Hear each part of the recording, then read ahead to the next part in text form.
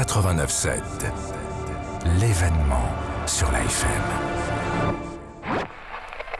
SEM Radio, une antenne, un émetteur, un mixeur, un animateur, un auditeur, un récepteur. Nous sommes heureux de faire la radio avec vous. 89.7 FM. Laisse-moi croire à demain. Domino, l'émission politique de SEM Radio dans le cadre des élections territoriales de Martinique. Tous les samedis de 11h30 à 13h, retrouvez chaque candidat sur les 89.7 FM avec Édouard Chemin. En rediffusion le mercredi à 12h. Oui, nous voilà pour notre émission Domino, présentée par Édouard Chemin, votre animateur, sur SEM Radio, la nouvelle radio qui est là pour faire en sorte que tous les Martiniquais, toutes les Martiniquaises soient informés et soient, comment vais-je le dire, soient au courant des différents candidats qui vont se présenter aux prochaines élections de la CTM. Et avec plus de compléments, je vais dire mieux connaître ces candidats, faire corps avec ces candidats afin de pouvoir choisir en toute tranquillité, parce que les candidats, parfois, on ne les connaît pas bien. La SEM Radio est là pour vous faire mieux connaître ces personnes, entrer au fin fond de ces personnes, de toutes ces personnes, et faire en sorte que le choix soit le meilleur. Aujourd'hui, nous recevons un homme que j'aime bien, un homme vivant. Nous recevons monsieur Ralph Monplaisir, maire de Casse-Pilote, qui était aussi à la CTM aux dernières élections, président du SMEM, président du SMEM, ça ne me venait pas, tout de mémoire, président du SMEM, et j'ai eu à travailler avec lui, et je puis vous dire que ce candidat, il est là, il est vivant, et je comprends qu'il puisse se présenter à ces élections en tant que et qu'il brigue ce mandat de président de la CTM. Alors, monsieur Ralph Monplaisir, maire de Casse-Pilote, vous êtes arrivé en politique il y a combien d'années? Qu'est-ce qui vous a amené à embrasser et à faire la politique, vous qui êtes un homme d'entreprise? Comment se fait-il que vous soyez arrivé en politique? Écoutez, d'abord, bonjour Monsieur Chemin, bonjour aux auditrices et aux auditeurs de cette magnifique radio. Je suis arrivé ici, j'ai été très impressionné par la qualité de ce que j'ai vu et la qualité du matériel qui est là pour permettre à cette radio d'être présente sur l'ensemble du territoire. Alors, je suis arrivé en politique comment ? Sachez que quand je suis arrivé à Casse-Pilote, il y a de cela un peu plus de 50 ans, j'ai trouvé que cette commune était tellement belle que j'ai dit, franchement, j'espère qu'elle demeurera comme elle est. Puis, j'ai eu envie de faire des choses dans la commune. J'ai eu envie de conserver, de voir que soit conservé ce côté qui lui appartient, ce côté rural, tout en étant une commune qui devait pouvoir évoluer à mes yeux. Et c'est pour ça que je m'y intéressais encore plus, mais je le faisais sans me mêler directement de politique. J'avais de très bonnes relations avec les élus, quels qu'ils aient été, tous les maires, mais je ne me mêlais pas de leurs affaires. Puis, des amis sont venus me voir, notamment mon ami Monsieur Sévère, surnommé Roro, et mon ami Thierry Maréchal, que je ne connaissais pas à l'époque, je connaissais bien Roro. Ils sont venus me solliciter. Et quand ils m'ont sollicité, j'avais déjà une première fois fait une tentative sur les conseils de quelques autres amis. Je m'en étais pas trop mal sorti, mais j'avais décidé de ne plus me mêler de ça. Donc voilà qu'ils viennent me voir, et mon problème était mon épouse qui n'était pas très portée à accepter. Ils sont retournés la voir sans que je sache et lui ont promis qu'il serait présent et que je ne serais pas tout le temps bloqué par la politique et la commune, mais qu'ils allaient participer et travailler. C'est comme ça que nous avons tenté, et nous avons eu au premier tour de cette élection, il y a cela 14 ans, en 2008 je crois, si je ne me trompe pas, nous avons eu, notre liste a eu une voix de plus que le maire sortant. Il y avait 5 listes et, au premier tour. Et au deuxième tour, nous avons gagné confortablement. Puis la fois d'après, on a regagné encore confortablement. Et aux dernières élections, nous avons été remis en selle.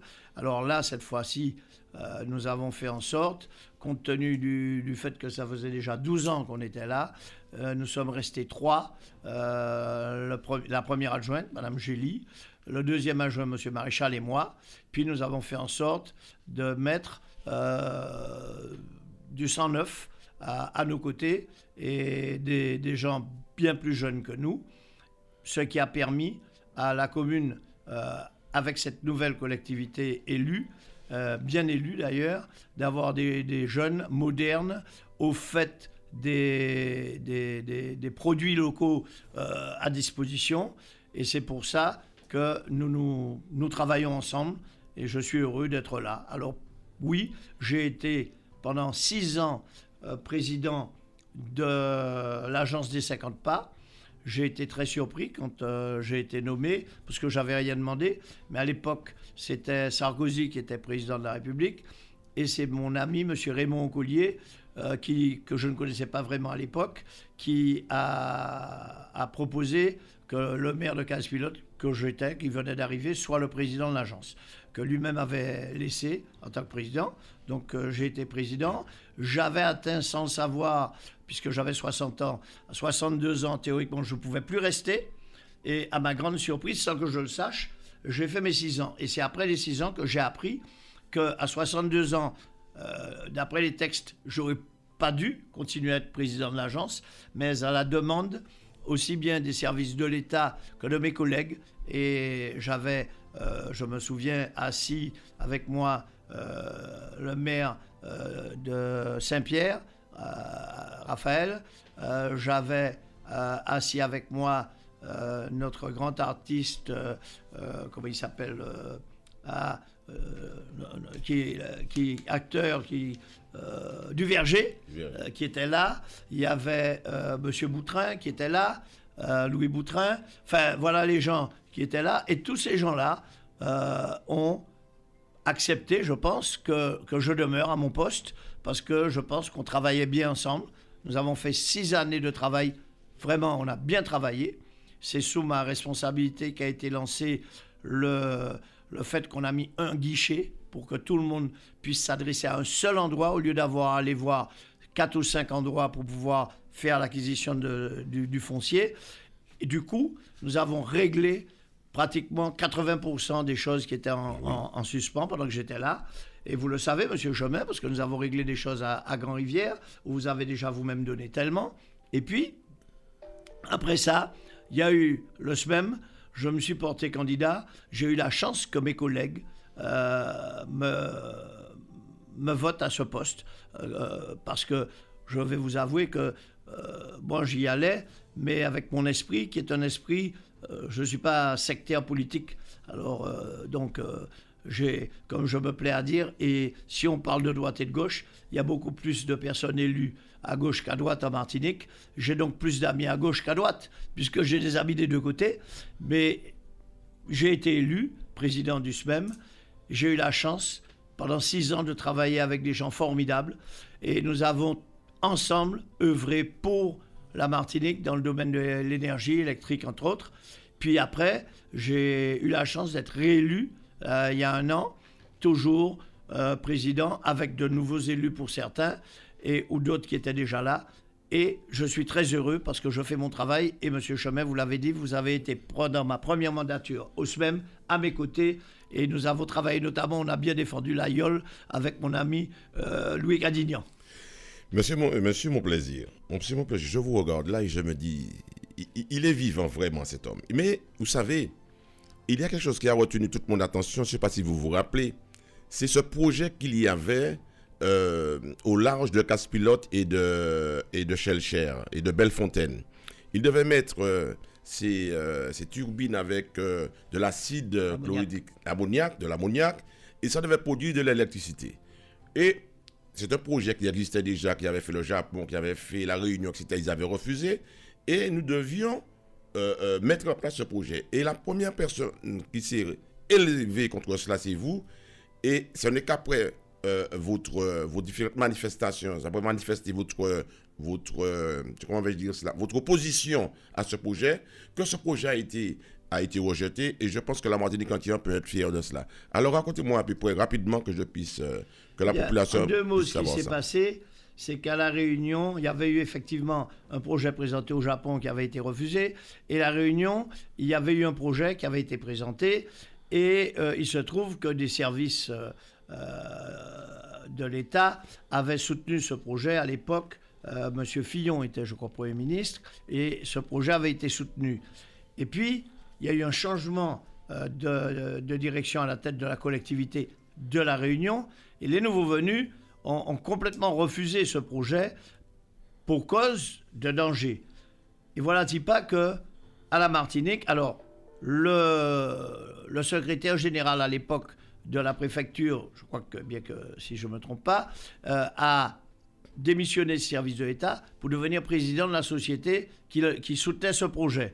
Parce qu'il y tenait, et le projet a été présenté notamment à mon collègue, le président de région de l'époque, qui a donné un fort soutien à ce projet-là. Puis, mon voisin proche a soutenu aussi ce projet, parce qu'il y croyait, et c'est son droit, hein, il y croyait, mais moi, je savais qu'on allait mettre devant nous le seul site Seveso qu'il y avait sur la mer, sur toute la planète Terre. C'est-à-dire que c'est le seul endroit où il y aurait eu un Seveso sur la mer. Ce Seveso était très dangereux, c'était des volumes importants d'ammoniac, et ce qui se passait, c'est que s'il y avait eu un accident, on aurait reçu de l'ammoniac dans les yeux, dans le nez et tout, aussi depuis Chelcher jusqu'au Carbet. Et je me suis opposé, et je me souviens qu'il y avait eu une réunion à laquelle les services de l'État avaient présenté le projet, et c'était 3 sénateurs qui étaient venus de France. Les sénateurs, il y en avait un représentant le groupe de droite du Sénat, et 2 qui représentaient le groupe de gauche, dont qui était le groupe de Hollande, puisque Hollande était président de la République à l'époque.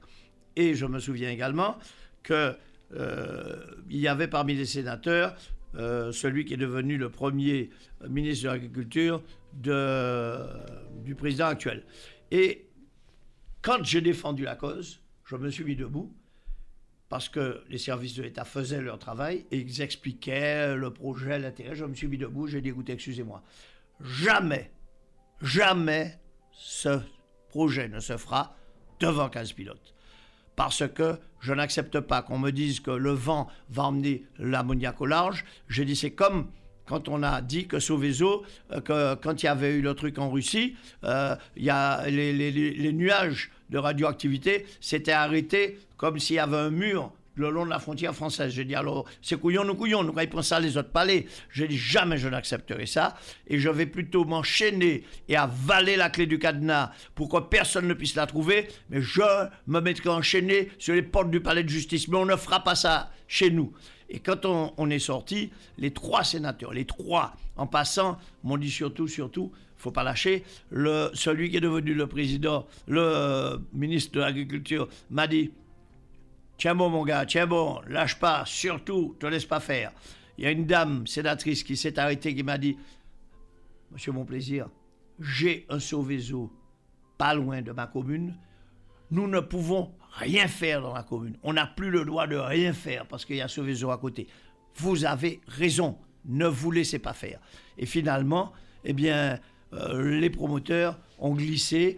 Par contre, le même promoteur avait présenté un projet pour mettre sur le barrage de la Manzo, sur l'eau, flottant des panneaux solaires. Comme ça, c'est déjà fait ailleurs, au Japon et autres. Oui. Et là, j'ai soutenu ce projet parce que c'était un projet écologique intelligent. Très bien. Monsieur Monplaisir, aux dernières élections, vous étiez sur la liste De M. Marie-Jeanne, à ce que je sache. Du non, tout. Non, Je n'ai jamais été candidat à la CTM. à la CTM. J'ai par contre été l'initiateur de l'alliance qu'il y a eu au deuxième tour. C'est ça, d'accord. C'est D'accord. moi qui ai initié ça. Oui. C'est moi qui ai convaincu aussi bien, je le dis parce que j'avais des relations bien sûr avec mon frère et son équipe, c'est normal, mais j'ai beaucoup de respect, beaucoup d'estime pour les deux personnes que sont Claude Lise et Alfred Marie-Jeanne. Et les deux, je les voyais régulièrement. Oui. Et les deux, je leur avais toujours dit, il y aura un deuxième tour. Au deuxième tour, il faudra qu'on y aille ensemble. Et ils m'avaient toujours répondu, on verra, sur le principe, il n'y a pas de problème. Ils s'étaient mis ensemble, donc M. Marie-Jeanne et M. Lise. Et ce qui fait que quand il y a eu le deuxième tour, je suis retourné voir tout le monde. Et les sceptiques, je leur ai expliqué l'intérêt qu'il y avait pour nous, parce que je ne souhaitais pas, je le dis en toute transparence, que l'autre candidat qui était Serge Letchimy soit élu à la CTM. Ça m'inquiétait, je ne souhaitais pas ça, je ne le voulais pas. J'ai donc soutenu Cette alliance. l'alliance que j'avais initiée. Aujourd'hui, nous voyons que cette alliance a fait un certain travail, puisqu'ils étaient là, ils sont en place, et il y a des choses qui ont peut-être marché moins bien. Qu'en pensez-vous de cette alliance? Qu'en pensez-vous? Est-ce que vous aviez eu raison? Et pourquoi aujourd'hui, vous ne venez pas simplement avec M. Marie-Jeanne, dont vous défendez les actions, les différentes actions pendant ces années passées? Pourquoi vous venez comme tête de liste, vu le nombre de candidats qu'il y a déjà? La population martiniquaise me pose ça. Eh bien, écoutez, votre question, comme dirait l'autre, c'est une bonne question. Oui. Alors d'abord, cette union, cette alliance qui a eu à fonctionner, elle n'a pas toujours été parfaite. Rien n'est jamais parfait. Il y a toujours moyen de faire mieux, mais elle a fonctionné. Malheureusement, en fin de parcours, il y a eu une divergence de vues qui a été officiellement traduite. C'est-à-dire qu'il y a un membre de l'Alliance qui a ouvertement fait part de son désaccord, de sa désapprobation avec tout un tas de choses sur la façon de fonctionner et sur les chiffres prévus pour les budgets et autres. Et ça, je dois vous dire que ça m'a fait de la peine. Parce que je pars du principe que quand on s'engage, on va jusqu'au bout, dans les bons et les mauvais moments. C'est ça. Et en plus, rien ne vous empêche de dire, ben écoutez, moi je n'aurais pas fait ça comme ça, ouvertement. Je l'aurais fait différemment, je l'aurais fait comme ça, mais c'est comme ça que c'est décidé. Bon, ben c'est comme ça. Le budget est à telle hauteur, je n'aurais pas fait un budget comme ça. J'aurais mis un budget plus haut pour telle raison. Je me serais expliqué, mais j'aurais toujours dit, je suis dans une alliance, j'ai signé et je vais soutenir ce qui est présenté par le groupe. Parce que je suis dans un groupe. Ça ne veut pas dire que je suis un béni-oui-oui, que je suis un mouton, mais par contre, je suis quelqu'un qui respecte mes engagements, donc j'irai. Ça m'a choqué et déçu. Malheureusement, ça s'est passé comme ça. Alfred Marie-Jeanne est un homme qui sait que j'ai toujours eu beaucoup de respect et d'estime pour lui, pas d'aujourd'hui. Il l'a lui-même dit et reconnu devant les membres de son groupe, le jour où il y a eu une réunion à Casse-Pilote et où j'expliquais que j'avais à peine 21-22 ans quand je l'ai croisé et que je lui ai fait part de mon respect pour lui en lui disant « Vous êtes un homme pour qui j'ai beaucoup d'admiration et de respect parce que vous avez des idées, elles ne sont pas forcément les miennes, mais vous les défendez, vous restez droit dans vos idées. » Et ça, je pense que ça a créé entre nous un lien profond parce que c'est un homme pour lequel j'ai beaucoup de respect et d'admiration et que j'ai toujours soutenu ouvertement ou en fermant ma bouche quand je n'étais pas toujours d'accord forcément avec ce qu'il disait ou ce qu'il faisait. Il m'a fait l'honneur et le plaisir, et imaginez-vous qu'Alfred Marie-Jeanne, pour qu'Alfred Marie-Jeanne demande à ses militants de vous mettre sur une liste à côté de lui, c'est que je pense il a pour vous une amitié et un respect sincère. Et c'est réciproque. Et ça m'a touché énormément. Maintenant, vous savez, je vais vous expliquer que d'abord, à ce moment-là, je ne pensais pas être sur une liste. Et pourquoi, à ce moment-là, vous n'êtes pas venu justement? Parce que d'abord, je ne pensais pas être sur une liste. Et puis, je vais vous dire quelque chose. il y a des gens qui n'auraient pas compris que j'aille sur cette liste parce que les idées du groupe, globalement, telles qu'elles sont perçues, et qu'elles sont encore perçues, malheureusement, parce que je pense que ces gens-là, façon de parler, ont beaucoup évolué et qu'ils voient les choses différemment aujourd'hui. Mais ça reste quand même un groupe qui inquiète certaines personnes. Et qui m'aurait dit, mais enfin, on t'a suivi quand tu nous as dit de voter pour cette alliance. Il y avait ce groupe dedans. Nous avons constaté que depuis que l'alliance a eu lieu, la parole d'Alfred Marie-Jeanne a été respectée par lui. Il n'a jamais parlé d'indépendance depuis qu'il est aux responsabilités. Cette fois-là, il a tenu son engagement. Et là maintenant, et ça aurait été compliqué pour moi de dire, mais j'y vais parce que je crois. Bref, ce qui fait que je n'ai pas pu répondre positivement. Ça n'a en rien enlevé l'estime et l'amitié que j'ai pour lui et pour... Donc, monsieur, mon plaisir, oui. Vous estimez que vous êtes un homme, je vais dire, de droite? Non. Bon, attendez, je non, vous pose la question. Non, je suis un homme qui... Non, j'essaie d'être un homme qui est sensé. J'essaie d'avoir du bon sens et j'essaie de comprendre une chose. Le monde a évolué. L'époque de la révolution sociale, celui-là contre celui-là, c'est plus la même chose. Le monde a changé. Il faut accepter de le comprendre. Très bien. Ma question est celle-là.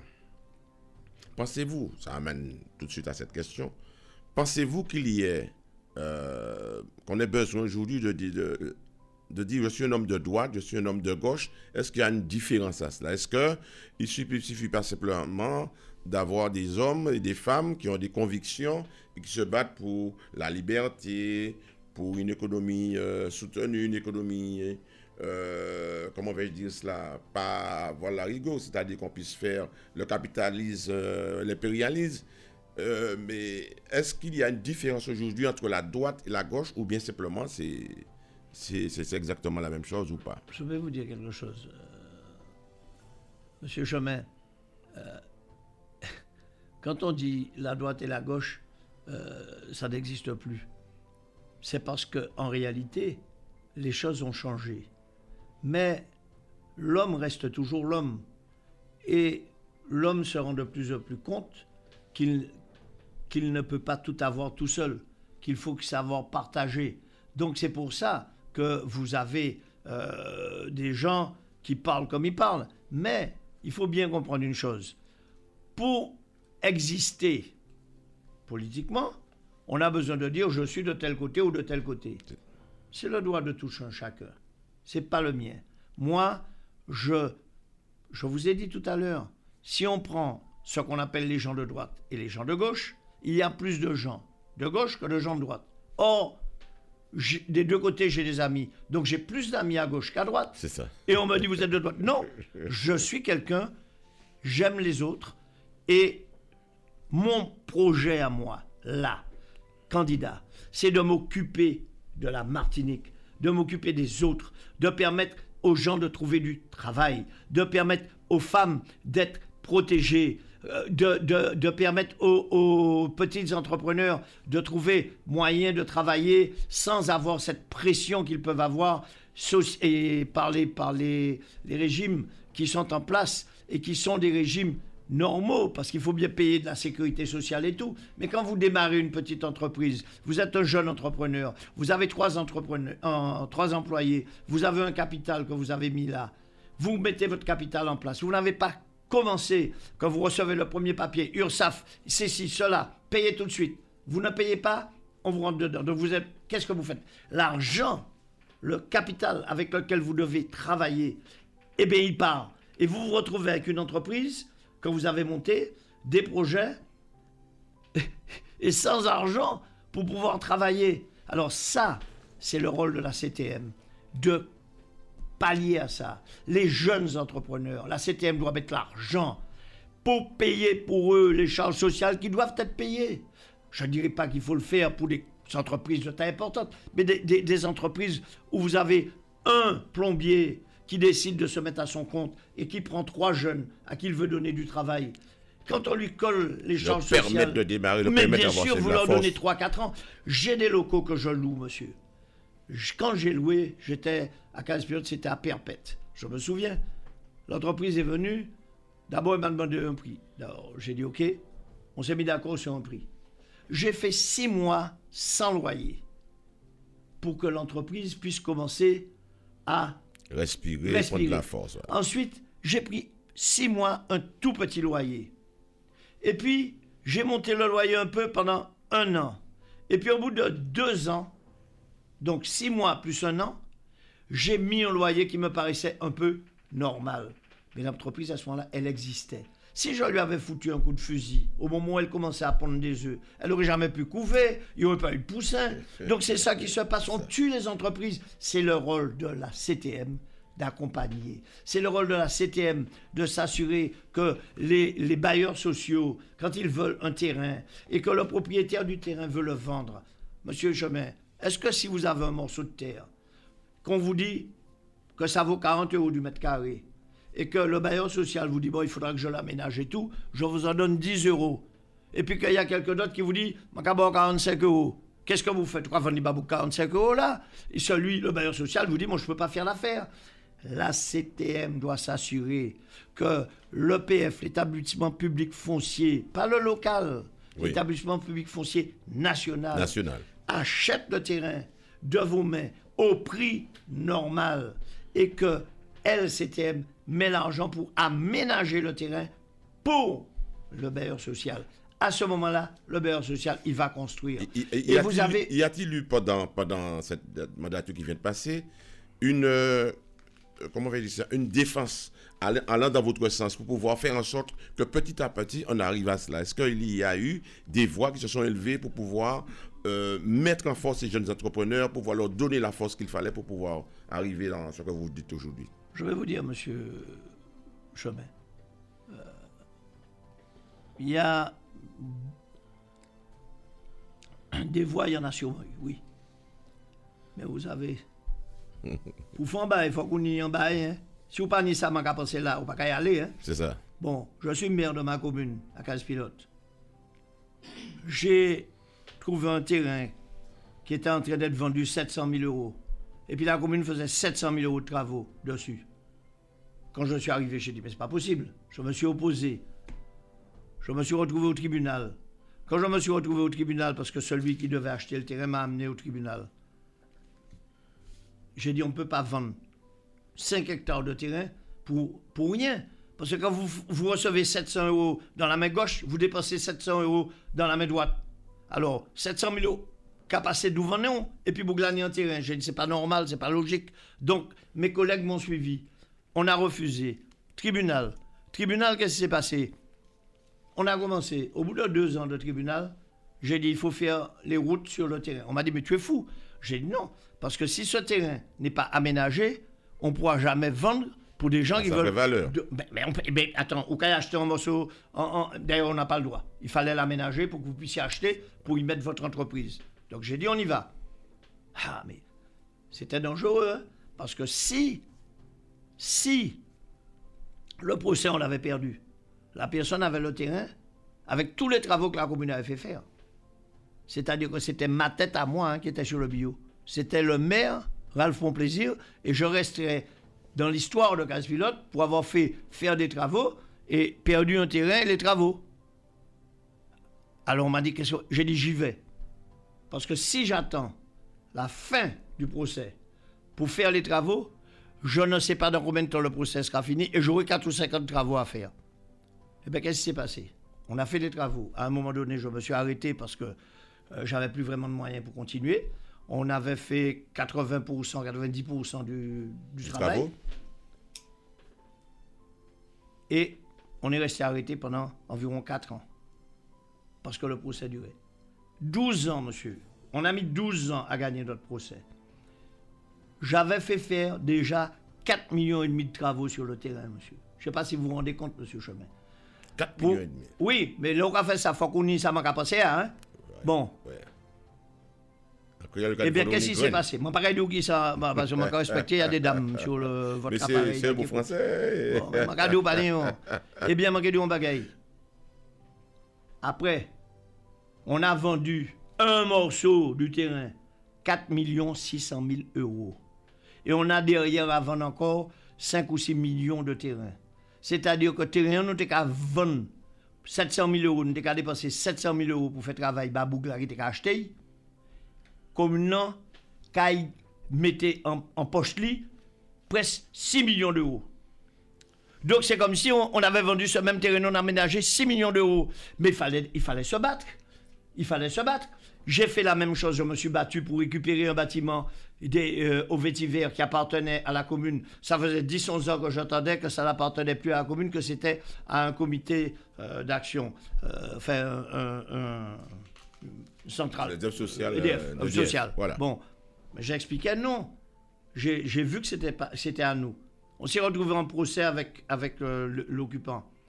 8 ans de procès, j'ai jamais lâché. 8 ans de procès, j'ai pas lâché. Au bout de 8 ans, nous avons récupéré notre bâtiment. On l'a récupéré. Et finalement, celui qui bloquait ça, qui était le président qui était arrivé juste en même temps que nous, à la tête de cette œuvre sociale, a été remplacé. Et le nouveau président nous a dit, mais comme moi j'avais dit quand je suis arrivé, faisons les choses ensemble. Eh bien, le résultat, c'est qu'aujourd'hui, ces gens-là sont formidables. On travaille ensemble sur un projet et on est en train de... S'il n'y avait pas eu le Covid qui a fait qu'on a été bloqué pour la réunion qu'on faisait l'autre jour, réunion où sont invités l'ONF parce qu'il y a des arbres, la protection de la mer parce qu'il y a des tortues, le groupe dont je vous parle, pour ne pas le citer, les actions sociales EDF, les habitants du petit lotissement qui est contigu, les habitants du lotissement de l'autre côté de la rivière, les habitants des lotissements de l'autre côté de la rue, et même d'autres, pour donner des idées, pour décider comment allons-nous aménager tout ce site. Comment on va l'aménager, tout le site, mais tous ensemble, la main dans la main. Et ça, monsieur Chemin, c'est ça qui est important, c'est qu'on fasse les choses ensemble et qu'on veuille les faire. Alors, vous savez, parole en bouche pas chaille. Parole en bouche pas chaille. Dire, je vais aider les jeunes entreprises. Excusez-moi, si vous parlez ça, là pour dire, vous mettez l'argent là pour aider eux, ou que parler. C'est parole, ça. Mais ça, parole en bouche pas chaille. C'est de la même façon que je dis qu'il faut relancer la natalité. On a perdu 34 000 personnes sur la Martinique. Pourquoi? Des gens qui meurent et puis des gens qui partent et des enfants qui ne naissent pas. Eh bien, monsieur Chemin, regardez bien ce qui se passe. Si vous mettez une politique de natalité en place, ça veut dire que vous devez aider les mamans en mettant des crèches, ça veut dire que vous devez aider la maman en donnant les aides qu'il faut pour les écoles, ça veut dire que vous aidez la maman en lui permettant d'avoir un logement, parce qu'aujourd'hui, même si elle veut se loger et si elle est en mesure de payer pour le logement, il n'y a pas de logement, il y a 4 fois plus de besoins, 4 fois plus de besoins que de logements accessibles. Eh bien non, monsieur Chemin, il faut, en l'espace de 2 ans, il faut combler ça. Et pour le combler, il faut le vouloir. Et moi, si je suis là, je le ferai, monsieur Chemin. Parce que quand je dis que je fais quelque chose, j'y vais. Je vais jusqu'au bout. Et je le fais pas pour moi, je le fais pour tout le monde. Mais dites-vous bien aussi, monsieur Chemin, que quand je vois des jeunes qui arrivent, et c'est pas une blague, qui viennent me voir parce qu'ils veulent s'installer en Martinique, soit à leur compte, ou soit pour un emploi chez quelqu'un. Mais ils n'ont pas de logement. Qu'est-ce qu'ils vont? Ils repartent. Ils repartent. Et puis, monsieur Chemin, il manque 15 EHPAD en Martinique. Il en manque 15 pour faire face à une réalité. Notre population vieillit. Je vous ai connu, vous aviez 10 ans de moins. Moi, j'avais 14 ans de moins quand je suis arrivé à la mairie. J'avais 60 ans. J'aurais 74 ans. Écoutez, il faut être logique, il faut préparer les choses. On a besoin d'EHPAD. Ce genre d'action qu'il faut mener, indépendamment, monsieur Chemin, du fait que, oui, c'est vrai, il faut construire des autoroutes, c'est vrai, il faut réparer le golfe, c'est vrai, il faut mettre de l'argent, enfin bref, on se comprend. Mais dans des grands projets, oui, parce que c'est nécessaire. C'est nécessaire parce que ces grands projets-là donnent du travail. Et ces grands projets-là permettent également un développement harmonieux du territoire. Vous savez, nous venons de parler... Excusez-moi, je parle avec passion parce que je crois ce que je dis. Mais c'est ça, c'est vous, c'est M. Ralph Monplaisir. Non, nous avons parlé du vieillissement de notre population. Et j'arrive tout de suite à cette première véritable question.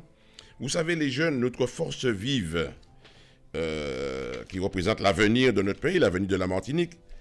Et cette force ne cesse de s'étioler, surtout ceux qui sont formés, ceux qui obtiennent le bac, ceux qui continuent de faire des études. Et au lieu de rester à la Martinique, ces jeunes-là partent, vont en métropole, vont au Canada, vont en Chine maintenant, et ne reviennent pas. Comment on revienne à 20-30%. Sur 100 qui partent, seulement 20 ou 10 reviennent. Comment faire en sorte que ces jeunes-là puissent revenir chez eux, en être fiers, et qu'ils aient suffisamment qu'ils trouvent du travail, qu'ils soient logés, et qu'ils s'épanouissent dans leur pays? Qu'est-ce qu'il faut faire pour cela? Monsieur Chemin, je vais vous dire. Le problème, vous l'avez touché du doigt. Pourquoi voulez-vous qu'un jeune qui a fait des études, qui est diplômé, qui trouve du travail ailleurs qu'ici, dans de bonnes conditions financières, revient au pays? Déjà, pour trouver du travail, il rame. Il rame parce que justement, il n'y a pas de projet de dimension, d'envergure sur le territoire. Et il faut soutenir les gens qui ont des idées. Parce que, monsieur Chemin, tout le monde n'est pas obligé d'avoir des idées. Mais celui qui a une bonne idée, il faut l'aider. Parce que c'est lui qui va donner du travail à ce jeune ingénieur. Parce que celui qui a l'idée qu'il veut faire, il lui faut des ingénieurs autour de lui, par exemple. Si on l'aide à mettre son idée en œuvre, si on met l'argent pour ça, qu'est-ce qui se passera? Il va pouvoir donner du travail. Si des grands travaux sont lancés, les grosses entreprises vont lancer des gros travaux, les petites entreprises vont lancer des grands travaux, qu'est-ce qui se passera? Les gens qui veulent venir trouveront du travail. Les gens qui ont des moyens, d'études, qui sont à un niveau d'études, ils viendront. Mais quand ils arrivent, regardez, moi j'ai un jeune chez nous, qui est un jeune martiniquais, qui était patron de tout un secteur immobilier d'une grosse société en métropole. Il est revenu pour travailler avec nous à la mairie. Mais il a besoin de logement. Je suis en train d'essayer de l'aider à trouver un logement. Pourquoi voulez-vous que cette personne reste ici si elle n'a pas d'endroit où se loger? Et c'est pour ça que je vous dis, or, mettez-vous aussi en tête que construire tous les logements sociaux qui manquent, ça va donner du travail, monsieur. Ça va donner du travail, ne serait-ce qu'à ceux qui font du béton, à ceux qui vendent du ciment, ils vont avoir besoin d'employés. Et je ne parle pas de ceux qui construisent. Donc, ça, c'est le genre de choses. C'est une boucle. Et la boucle, il faut l'alimenter avec des projets, de l'argent, du travail. Mais il faut le vouloir, monsieur. Il faut vouloir. Il faut prendre des risques. Et des risques de décideurs. Parce que c'est le patron. C'est lui qui fait l'équipage. C'est le patron qui fait le bateau. Mais les hommes sont prêts à bosser. Les gens sont prêts à faire des choses. Mais il faut savoir les guider. Et puis surtout, il faut qu'on le fasse ensemble. Si on le fait les uns contre les autres, monsieur Chemin, on n'arrive pas à construire. Imaginez-vous, si vous êtes en train de vouloir construire un poulailler, et puis quand vous mettez la planche à droite, votre frère ou votre soeur, votre collègue vient, et puis derrière votre dos, il démonte la planche, il la met à gauche. Dans 10 ans, vous serez devant, vous n'aurez pas de poulailler. Donc, il faut se mettre d'accord, on la met à gauche ou on la met à droite. Mais il faut travailler ensemble. Et ça, c'est un de nos gros problèmes, monsieur. Alors, les jeunes ne peuvent pas être ici. Je vais vous dire quelque chose. Prenons autre chose. Vous avez un problème local avec ce qu'on appelle la situation sanitaire chlordécone. Monsieur Chemin, est-ce que vous vous rendez compte qu'il y a des gens qui se retrouvent avec des cancers, des gens qui ont des taux de ce produit importants dans leur sang? Mais est-ce que vous imaginez qu'on en arrive à ce que ce soit dans les gènes? C'est-à-dire que la personne elle-même fait un enfant, l'enfant a déjà dans son gène le problème, du cancer qu'il va avoir. Donc, il faut prendre ça en considération. Il faut être vraiment sérieusement à côté de ces gens-là. Les aider dans leur situation de santé. Il faut les aider. Je ne suis pas médecin. Je ne peux pas vous dire là comme ça quelle est la solution pour accompagner ces personnes. Mais il faut mettre l'argent pour ça. Il faut mettre l'argent pour ça. Parce que c'est pas normal. Même moi qui vous parle là. Bon, pas ça. Peut-être que je suis dans cet état. Donc, on doit permettre aux gens de se faire analyser. Tester. Voilà. Tester. Il faut contrôler tous les gens qui le souhaitent. Comme on le fait pour le Covid. On peut le faire aussi. Vous voyez, tout ça.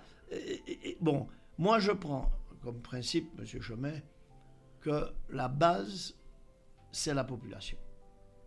Et la population, elle est répartie comment? Elle est répartie dans les communes. Dans les 34 communes de la Martinique, la population se répartit. Donc on part de la population. Au-dessus, il y a les communes, les mairies.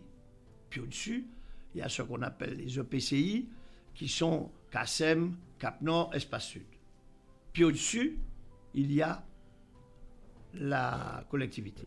Territoriale de la Martinique. Voilà. Et puis, vous avez ce que j'appelle les satellites, qui sont branchés un petit peu sur la collectivité, sur les EPCI. C'est quoi? Ce sont les chambres consulaires, chambres de commerce, chambres des métiers, chambres d'agriculture, bon, tout ça. Puis, ça forme un ensemble. L'argent que les communes avaient anciennement a été beaucoup taillé. L'État, 30%. Oui, mais on a pris... L'État enlevé peut-être 4%, ce que je sache. L'État, c'est une chose, mais on a pris aussi pour envoyer plus haut, c'est-à-dire EPCI et collectivité. Eh bien, il faut que la collectivité sache qu'elle a tout ce que je venais de dire avant à faire, mais qu'elle a aussi un rôle. Elle doit permettre à l'argent de circuler. Et pour circuler, ben, l'argent doit descendre de la collectivité vers les EPCI, les 3 EPCI. Il faut que la collectivité les aide, mette de l'argent. Et ensuite aussi, les EPCI ou la collectivité toujours descendent vers les mairies. Les mairies souffrent. Vous avez des mairies qui ont des projets. Le maire a un projet d'investissement. Pour investir, il a un travail à faire pour construire une école ou arranger tout un quartier, la route dans un quartier. Ce sont des exemples que je donne. Il y en a divers. Il y a un pont à construire. Pour le faire, ben, ça peut coûter 1 million d'euros. On dit à la mairie, il faut mettre 100 000 euros. Vous aurez, en dehors de ça, une aide peut-être de l'État, de ci, de ça. Vous allez arriver pour 1 million d'euros, avec 100 000 euros, ils vont pouvoir faire. Mais monsieur Chemet, il y a combien de mairies qui n'ont pas les 100 000 euros? Donc qu'est-ce qui se passe? L'argent qu'on vous dit qu'on va pouvoir vous donner, que l'Europe peut vous donner, que eh bien, il repart. L'argent que l'État peut mettre. Parce que si l'État vous dit qu'il met 400 000 euros, que l'Europe met 500 000 euros, ça fait 900 000, on vous demande 100 000. Bon, pas ni 100 000 là. Surtout qu'il faut avancer l'argent d'abord avant. Eh bien, d'accord. Ça, eh bien, ça, monsieur, c'est la collectivité qui doit faire. Et pour l'argent qu'il faut avancer, d'abord, la collectivité doit mettre l'argent à côté du maire, donner à la mairie la possibilité de faire. Et vous verrez qu'avec toutes 34 communes qui ont des projets, toutes ne sont pas de même dimension, mais il y a des projets, c'est du travail à donner. Et derrière, vous avez des organismes financiers comme la Caisse des dépôts, vous avez également l'AFD, qui peuvent faire des avances de trésorerie, mais qui sont coincés parce que les moyens financiers de la commune sont tels qu'ils étaient. Eh bien, la collectivité doit garantir. Ça veut dire garantie. Elle doit garantir pour que la mairie, la municipalité en question ait accès à cet argent-là. Vous savez, monsieur Monplaisir, je suis d'une petite commune de Grand-Rivière, j'étais élu à Grand-Rivière, on ne va pas le cacher, et c'est encore plus difficile que la commune est petite. Parce que plus la commune est petite, plus elle n'a pas de moyens. Non. Et pour pouvoir trouver cette somme, vous dites les 100 000 euros, 20 000 euros, etc., parfois c'est la croix et la bannière. Mais des fois c'est 5 000 euros qui manquent. c'est terrible. Mais pour cela, il aurait fallu que, parce que le malheur d'autrui n'est qu'un songe, hein, et c'est là que je me dis que les élus doivent se tenir la main par la main. Bien sûr. Et les élus des grandes communes devraient tenir la main des petites communes pour leur permettre justement d'arriver à cela et leur permettre de faire des travaux et de s'émanciper. Les grandes communes ont leurs propres problèmes et c'est la collectivité territoriale qui doit s'occuper de tout le monde, y compris des petites communes. Parce que ça ne va pas tuer la collectivité si une petite commune a besoin de 3 000 € pour lancer un projet de 30 000 €, pour arranger un bâtiment pour une classe. C'est des choses qu'ils peuvent faire. Ou une petite crèche pour laquelle... Mais la commune ne peut pas. À ce que je sache, on devrait lancer un EPCI pour cela. À ce que je sache. Il y avait des études qui étaient été faites à certaines personnes, etc. Je pense que je vois que ça n'a pas été... Mais je vais vous dire quelque chose. Excusez-moi avec le respect que je dois à tout le monde. Parole en bouche, pas chaille. Vous savez, c'est tellement facile de regarder les choses et de dire « Ah, je vais faire ». Je raconte toujours cette anecdote. C'est une anecdote, mais vous savez, moi je prends la vie en regardant autour de moi. D'ailleurs, je regarde partout, je regarde même beaucoup les animaux, parce que je vois que les animaux ont des structures sociales ou autres qui, des fois, devraient nous servir d'exemple. Bien, j'avais un monsieur qui travaillait chez moi, c'était mon jardinier. Il a travaillé chez moi, il a connu mes enfants petits, il est décédé, il est enterré à Rivière-Salée. Je vais vous dire, à la fin, c'était comme un parent. Pour moi, il s'appelait Apollo. Louis de son prénom, Apollo de son nom de famille, mais tout le monde le connaissait sous le nom d'Apollo. Moi, je lui avais donné un surnom parce qu'il était là, il disparaissait, et je lui avais donné un petit surnom à cause de ça, mais on n'est pas là pour ça. Qu'est-ce qui s'est passé? J'ai ramené 4 noix de coco sèches qu'on m'avait données, de coco sucré, et je lui ai dit, Apollo, il faudra planter ça, moi, parce que nous connaissons bon coco. Ah oui, monsieur, pas de problème. Je vais là, je vais planter. Et il a déposé les 4 cocos près de la maison. Et Fantomas, comme je l'appelais, pour vous dire quand même son petit nom, puis c'était grave, il était qu'à disparaître.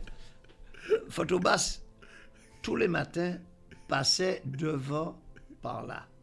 Le matin, vers 5h30, 6h du matin. Mon épouse est belge.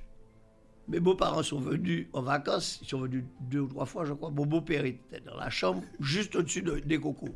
Et un jour, il vient, il me dit, mais tous les matins, j'entends ton jardinier qui passe, et il dit quelque chose, je ne comprends pas qu'est-ce qu'il dit. Qu'est-ce qu'il dit?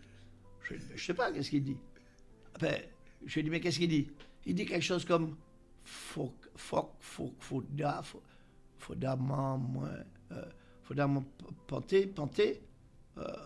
planter coco tala. Je dis, il dit, il faudra moins planter coco tala. Il m'a dit, oui, tous les matins, il passe, il dit ça. J'ai dit, ben oui, et vous allez voir qu'il ne va jamais les planter. Coco avait dit sec. Il ne va jamais planter. Mais, m'en fait exprès, moi, quitter coco avait dit sec. Parce que toute la vie, bon, dit, Paul, ou quand il fait mon coco, il faudra m'en planter. Là où il faudra m'en planter, il y a tout, ou j'ai qu'à planter. Mais oui, c'est ça le problème. Il faudra faire, mais il faudra. C'est un grand monde. Vous savez, je pense qu'il faudrait, à partir de ce moment-là, je pense qu'il faudrait que nous amenions nos élus à cela. Qu'après qu'ils fassent la promesse, qu'après les élections, ils se rassemblent, ceux qui ont gagné, ceux qui ont perdu, mais qui sont dans l'hémicycle, et faire en sorte qu'ils prennent connaissance, qu'ils prennent conscience et qu'ils affirment qu'ils vont travailler maintenant, la main dans la main, pour pouvoir arriver à faire en sorte que la Martinique sorte de cet état de fait. Mais je pense que l'avenir nous est là et que on va arriver à cela. Je pense qu'on va arriver à cela parce que la Réunion, ils sont devant nous à ce niveau-là. Hein. Ils se donnent la main pour pouvoir faire les travaux, milliards de travaux, etc. Hein. Je pense qu'il faut qu'on arrive à cela. Pendant que je suis là, je vais vous poser cette question. Vous savez, nous avons un secteur qui est le secteur primaire, vous savez, l'agriculture, la pêche. Nous avons une agriculture qui a été décriée à travers la banane, bien qu'étant notre premier produit exportateur, le produit qu'on exporte le plus. Nous avons la canne, nous avons la pêche, et on voit qu'aujourd'hui, il faudrait faire en sorte que cette banane puisse est toujours ce produit phare, d'après mes recherches, mais qu'il y ait une autre agriculture qui vienne pour pouvoir permettre à la Martinique d'arriver à autre chose, de passer à autre chose. Il y a eu des gens qui se sont mobilisés et l'agriculture de cette banane s'est modernisée. On a fait en sorte que cette chlordécone qui a été tant décriée, qui n'est plus là, mais qu'on puisse enlever aussi les pesticides, parce qu'il y a aussi les autres pesticides, que ça puisse disparaître petit à petit. Dans la canne, on a fait en sorte que ça puisse disparaître. Au niveau de la pêche, les pêcheurs ont connu beaucoup de problèmes puisque cette chlordécone est descendue dans la mer. Nous avions langoustes, petits poissons qui soient près des côtes et étaient contaminés, donc on ne pouvait pas les manger. Comment voyez-vous la chose pour pouvoir faire en sorte que l'agriculture puisse repartir sur de nouvelles bases, qu'on fasse un travail, la pêche puisse repartir sur de nouvelles bases et qu'on fasse en sorte que la pêche que nous avons connue, mon père était pêcheur, mon père, nos grands-parents, puisse être autre chose, un produit puissant qui puisse permettre à tous les acteurs de vivre de leur production, c'est-à-dire de leur métier. Pêche, agriculture. Alors, je vais d'abord parler de la pêche. Je suis bien placé parce qu'à Casse-Pilote, nous avons un port de pêche qui fonctionne, il fonctionne bien. Les patrons pêcheurs voudraient qu'il y ait plus de jeunes patrons pêcheurs.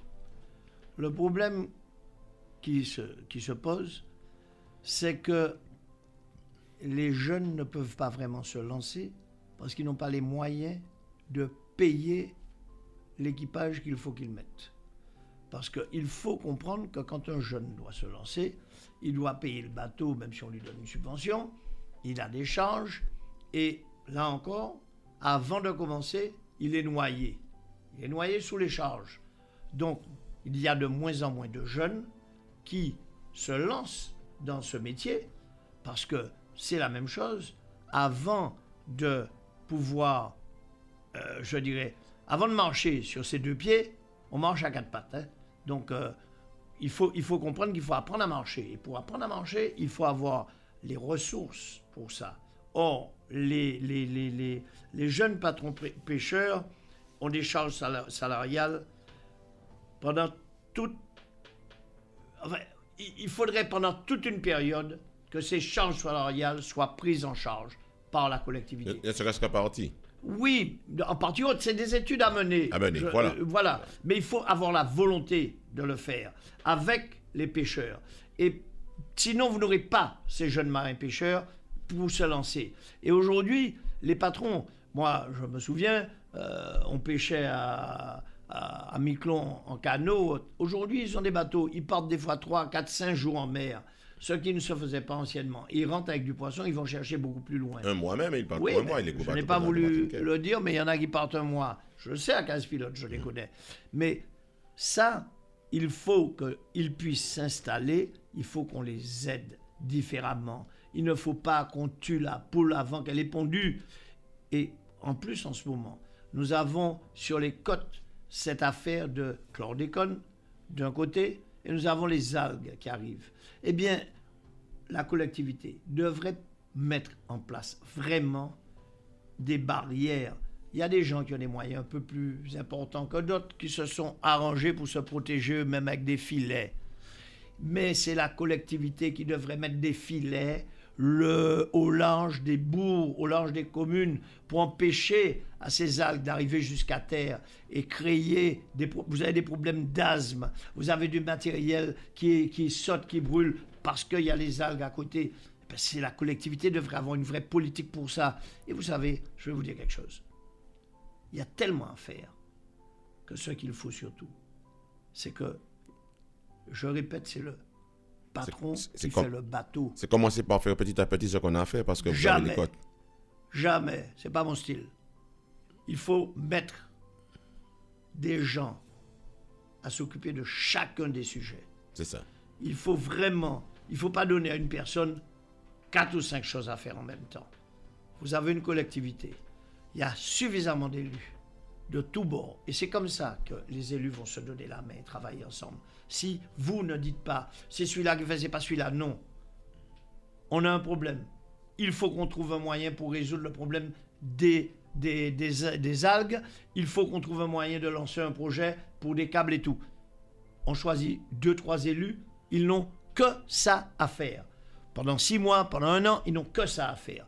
Pendant qu'ils font ça, il y en a d'autres qui travaillent que sur le projet des EHPAD. Combien ça va coûter? Comment on peut faire? Vous comprenez, quand vous prenez ça comme ça, vous ciblez des projets et vous ciblez les projets avec des membres de la collectivité. C'est pas ça qui a été fait dernièrement.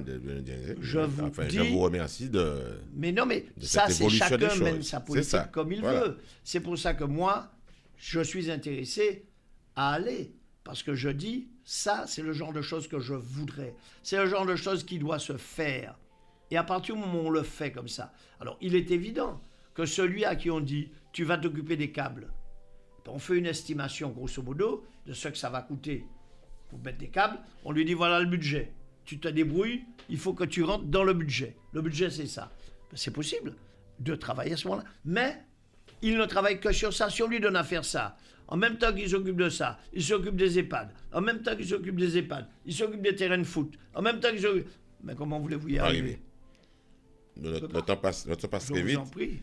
L'agriculture. Alors l'agriculture, pour moi, c'est un peu la même chose. Je vais m'expliquer. Étant gamin, je ne mangeais des raisins qu'à un certain moment de l'année. Je mangeais des poires à un autre moment, parce que c'était les saisons en Europe. Et sinon, je mangeais des prunes de citer, je mangeais du corossol, des goyaves, des pommes cannelle, parce que c'est ce qu'il y avait. Ah, ça fait bien, tout le monde a mangé raisin, tout le monde a mangé poire, toute l'année. Ben, moi, je vais vous dire quelque chose. Comment voulez-vous? Je répète, les prunes rouges, les prunes jaunes, c'était les choses qu'on mangeait en dessert. À quel moment on voit ça? On ne les voit pas, pourquoi? Parce que dans les étals, on trouve tous ces fruits importés. Et moi, les fruits importés, je répète, on le prend comme on veut. J'aurais mis un octroi de mer, parce que c'est l'outil qu'on a, sur ces produits-là. Est-ce que vous pouvez le faire? Parce que l'Europe est là. Nous sommes partie de l'Europe. Hein, non, mais l'Europe, l'octroi de mer est là. oui. On a le droit d'utiliser. Eh bien, on utilise l'octroi de mer en gérant les importations de certains produits agricoles. Je prenais l'exemple des fruits. Et on subventionne des projets de mise en culture d'un fruit qui soit un fruit local en grande quantité. Que les cantines puissent acheter à un bon prix. Et vous savez, le gars de la cantine, si on lui dit qu'on lui vend la goyave à 1 euro et qu'on lui vend les raisins à 3 euros, il va prendre la goyave. Bon, donc le gosse va manger la goyave. Mais celui qui produit la goyave, s'il la produit et qu'il la produit à 4 euros, il ne peut pas la vendre à 1 euro. Donc il faut l'aider. Et c'est à travers l'octroi de mer qu'on peut aider ce genre de choses. Alors la banane, on ne peut pas supprimer la banane. La banane, c'est une sécurité pour nous. Oui. Il faut la soutenir, mais il faut également soutenir autre chose. Nous avons des produits exceptionnels. Nous avons des rhums exceptionnels. Eh bien, il faut aider la production de canne à sucre pour le rhum. C'est le genre de choses, il faut accompagner les agriculteurs. D'après mes recherches, il n'y a pas suffisamment de canne pour faire suffisamment de rhum. Mais bien sûr, mais c'est bien ce que je vous dis. Il faut accompagner la production de canne pour faire du rhum. Et puis, vous avez des terres qu'on dit chlordéconées. Alors, on ne peut pas planter certaines choses sur ces terres-là, d'accord? Mais il y a d'autres choses qu'on peut y planter. Il y a des choses diverses qu'on peut planter. Les abricotiers, mais n'importe quoi. Mais bien sûr. Les abricotiers, quelque chose d'extraordinaire comme fruit. Et mango. Ouais, et les mangues Julie. L'exportation. C'est extraordinaire. Mais voilà. Je trouve même des mangues importées. On importe des mangues ici. Alors, on a les meilleures mangues du monde. Alors, je suis en métropole, je vois des mangues qui viennent dans les supermarchés de partout. Mais ils peuvent pousser aussi facilement qu'un manguier. Aussi facilement. Pourquoi? Eh bien alors, vous n'avez même pas de travail important à faire quand vous avez des manguiers. Croyez-moi, je peux vous dire. En dehors de vous assurer que il n'y a pas qu'à aller en pied, qui me quoi crier ça. Et pour le bois, de temps en temps, au café, dans le manguier, tu fais des entonnoirs, c'est-à-dire tu taille le manguier pour qu'il y ait le soleil rentre à l'intérieur. Attends, j'ai planté 1000 manguiers sur les terres de ma famille à Sainte-Lucie, de mes cousins et tout. 1000 manguiers, allez regardez où. M'en planté de noix cajou. M'en t'ai qu'à fait 900 têtes de laitue par jour. Pendant 10 ans, j'étais sur la propriété à Sainte-Lucie. Je livrais 900 têtes de laitue tous les jours aux hôtels, produites par moi. J'avais près de 300 cochons sur la propriété. Je vendais tous les samedis, on tuait des cochons qu'on envoyait dans les hôtels ou dans les supermarchés. C'est moi qui ai créé ça. Ralph, qui nous vend. Moi, qui a castré un cochon par l'humain, si vous voulez. Ah, c'est du bêtise. Mais comment, moi, je tenais 10 ou 11 ans, les m'ont castré, premier cabrit de point. Ça m'intéressait. Ben, c'est tout. Je sais comment fonctionne une ruche. Et j'ai fait du miel. C'est moi qui ai relancé le cacao ici. Et avant que ce ne soit repris et qu'on le repousse ça, c'est moi qui avais dit il faut replanter du cacao. Je connais le cacao de A à Z. La petite qui est là est forte, elle est bien. La petite qui s'occupe du cacao. Du cacao. Oui. Est-ce qu'il y a un problème là, monsieur, mon plaisir? Dis-moi. Quand l'homme politique arrive, hein, il est président, et si cet homme n'a pas cette capacité, n'a pas cette expérience, n'a pas cette compétence, ne faudrait-il pas qu'il soit accompagné, qu'il s'entoure de personnes suffisamment informées, suffisamment compétentes, suffisamment intelligentes pour pouvoir faire en sorte qu'ils ne prennent pas trop de mauvaises décisions, je veux dire, faire en sorte que les décisions soient les bonnes. Parce que, je ne sais pas, j'ai l'impression qu'à certains moments, l'homme politique arrive et croit qu'il est le chef, le maître, et puis il prend des décisions et l'erreur est commise, et c'est nous qui payons. Hein. Je vais vous répondre, M. Chemin. La plus belle leçon que j'ai eue pour ça, c'est Pierre Samo qui me l'a donné. J'étais 40 ans plus jeune que maintenant. J'étais président de la zone de Place d'Armes. Et je suis invité par la mairie parce qu'il y avait des 4 ingénieurs métropolitains jeunes qui venaient pour je ne sais plus quel programme dans le coin et tout. Il fallait être présent. Donc je suis allé. J'ai trouvé une salle, il y avait ces 4 gars-là. Puis il y avait des conseillers, il y avait des gens des services techniques de la mairie. On était une vingtaine dans la salle. Et puis, il y avait des jeunes ingénieurs. Et Pierre Samo est arrivé. Et il s'est assis, il a parlé, il a dit de quoi il s'agit. Les gars ont dit voilà, c'est ça, c'est ça. Et il a dit bon, ben écoutez-moi, je suis un autodidacte. Vous parlez des choses ou de choses que je ne connais pas bien. Et je ne vais pas m'aventurer à vous faire croire que je suis un expert, que je comprends ça. Mais à ma droite et à ma gauche, vous avez ces jeunes ingénieurs martiniquais. Ce sont des gens qui parlent votre langue. Ce sont des gens qui comprennent tout ce que vous dites. Donc c'est avec eux que vous allez travailler. Tout ce que vous essayez de m'expliquer, c'est à eux que vous allez expliquer, pas à moi. Puis après, ils viendront me voir. Ils me diront voilà ce qu'on a compris, voilà ce qu'on pense, voilà ce qu'il faut faire. Et je prendrai ma décision. Voilà comment il faut qu'on fasse. Ah, et ça, voilà c'est formidable, ça. Je n'ai jamais, vous savez, on prend des leçons tous les jours. Je n'ai jamais oublié cette leçon et je la ressors toujours. Pierre Samo le sait, je le lui dis tout le temps. Donc, j'ai appris quelque chose ce jour-là.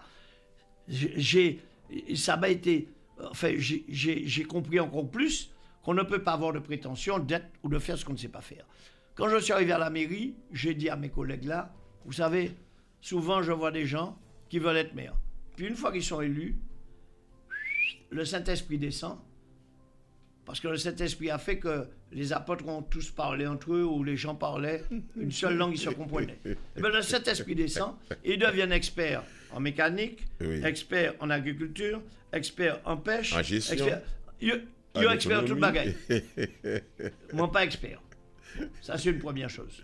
Notamment, je ne suis pas très fort sur ce qui est école. J'ai eu la chance d'avoir, pendant mes mandats, une personne, Madame Dominique Dejam, qui, aidée par la première adjointe, s'est très bien occupée des écoles. Et aujourd'hui, j'ai un grand expert. Très bien. Le 4e adjoint, M. Jean-Marc Bouquet, dont je suis très heureux, est un expert dans les écoles.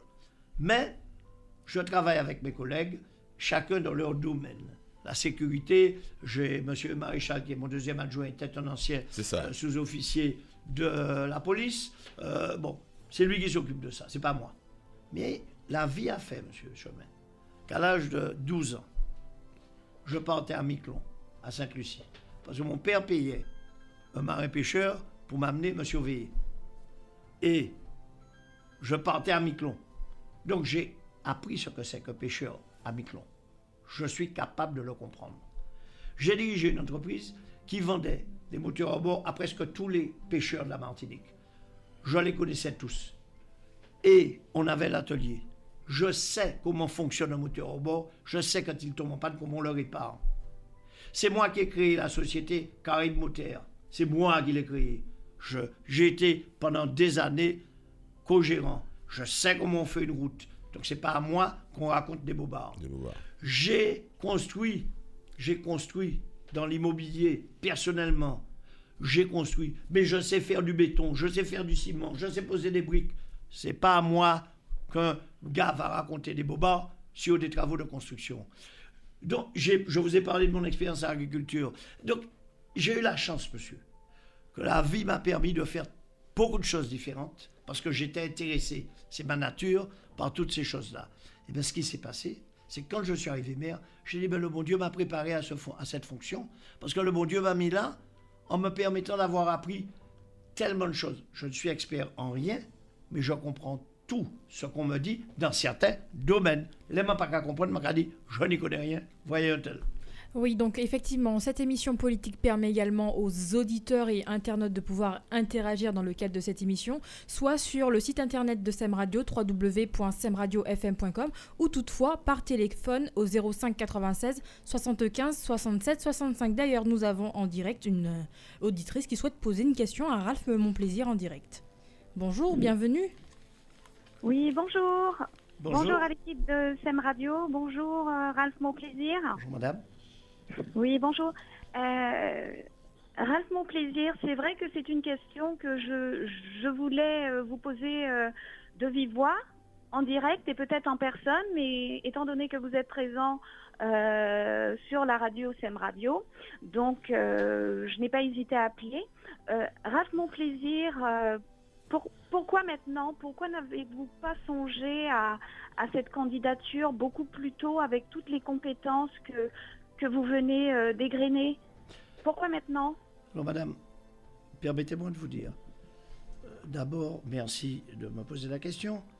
Les compétences que j'ai égrenées, c'est ce que je pense. Je ne dis pas que c'est ce que tout le monde peut penser. C'est ce que je pense, c'est ce que j'ai fait. Et ce que j'ai dit peut être prouvé. Je n'ai rien dit là que j'ai inventé. Les gens qui me connaissent savent que c'est vrai. C'est vrai. Donc, il n'y a rien dans tout ça qui est inventé. Je suis maire d'une commune depuis 14 ans. Beaucoup de gens me disaient depuis plus d'1 an, « Ah, la prochaine fois, à la collectivité, il faut que tu ailles, il faut que tu ailles. » Mais j'ai estimé qu'il y avait... Non, je m'occupais de ma commune. Puis, le temps passe. Effectivement, je vois qu'il y a de plus en plus de candidats, et comme je me plais à dire, il y a de plus en plus de grands vizirs qui veulent devenir calife à la place du calife. Je n'ai pas besoin, je n'ai pas envie d'être calife à la place du calife. Ce que je souhaite, c'est expliquer ce que je pense, ce que je souhaiterais voir, et ce que je serais amené à faire si c'était moi qui étais élu. Mais madame, je ne suis pas venu là comme excusez mon expression, comme un plaisantin. Je suis venu très sérieusement. Je suis venu maintenant, pourquoi? Parce que j'ai beaucoup réfléchi. Je me suis dit, après tout, il n'est jamais trop tard pour bien faire. Et puis, après tout, pourquoi ne pas aussi aller poser et proposer sa candidature? Voilà ce que je voulais vous dire, madame. C'est tout. Très bien. Encore une autre question. C'est vrai que j'ai une multitude de questions. Donc, pas trop, madame, parce que nous sommes pris par le temps. Hein, je pense que celle-là, elle est très importante. Oui. Par rapport à Ralph Monplaisir, est-ce que cette profusion de candidatures ne risque pas de favoriser le candidat sortant? Alors, madame, je vais vous dire quelque chose. Je pense que personne n'est favorisé parce que profusion de candidatures, c'est possible, mais vous savez, ce sont les électeurs qui choisissent. Ce sont les électeurs qui mettent les bulletins. Et à la dernière minute, c'est là qu'on sait qui est élu. Alors, c'est vrai qu'il y a beaucoup de gens qui sont candidats, mais vous savez, excusez-moi, je vais vous le dire, prenez-le positivement. Pourquoi vais-je sacrifier mes idées, ce que je sais que je suis capable de faire, parce que je considère qu'il y a déjà beaucoup? Non, je viens, je propose, et puis on m'écoute. Mais madame, si ce que je Bien dis sûr. ne convient pas, eh bien, Dernière petite question, Ralph Monplaisir, concernant l'actualité médicale, la crise sanitaire. Votre positionnement par rapport au vaccin, on a vu que vous êtes hyper favorable à la prise du vaccin. Croyez-vous que ça va vous porter ou peut-être vous desservir? alors madame, si j'avais pensé à ça, j'aurais certainement pas fait ce que j'ai fait. Si je l'ai fait, d'abord je n'étais pas candidat quand je l'ai fait, je ne l'ai pas fait pour être candidat, et puis madame, si ça me dessert, mais que ça fait ce que j'espère, c'est-à-dire que ça aide la situation à s'améliorer, que les gens sortent de cette situation, eh bien, tant mieux, même si ça me dessert. Et si ça me sert, eh bien, ça aura au moins prouvé que j'ai des idées et que je n'ai pas peur de mettre mes idées en action. Très bien. Madame, excusez-moi, mais je vous remercie. Ça. Je vous remercie parce qu'on est pris. Non, madame, Encore. excusez-moi. Non, on n'a pris pas le temps, madame. On doit terminer. Excusez-moi, mais. Je vous en prie. Excusez-moi. Bonne journée à vous. Madame, Excusez-nous. vous Hein. êtes la bienvenue quand vous voulez. Merci, vous très venez me gentil. voir, là. Je vous comprends, mais on doit continuer. Nous avons d'autres questions à poser à monsieur Ralph Monplaisir. Très bonne journée à vous. À vous Merci, aussi, hein. Allez, au revoir. Merci. Au revoir. Monsieur Monplaisir, nous voyons bien que les questions que je veux revenir sur cette question-là, concernant la vaccination, on va la revenir. Vous avez répondu déjà. Nous allons arriver sur le transport. Vous savez que le transport à la Martinique a été décrié. Il y a un travail qui a été fait pendant cette mandature-là. Hein. Il y a un travail qui a été fait, mais je pense qu'il faut aller, enfin, à mon avis, il faudrait aller plus loin.